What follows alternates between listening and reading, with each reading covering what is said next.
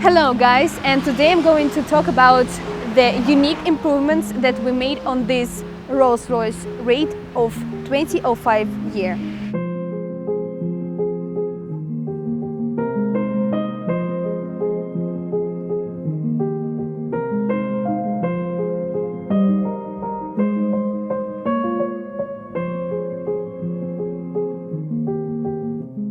In fact, now I'm sitting in a car of 2005 year, and the uniqueness of our improvement is that at the one touch of a button, this Rolls Royce turned in a modern car of this 2020 year.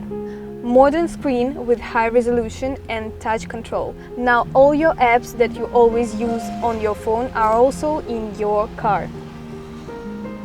We installed the factory monitor in the sliding section and it works as well. Other improvement includes connecting the back camera to the new screen and installing the front camera with connection to both monitors.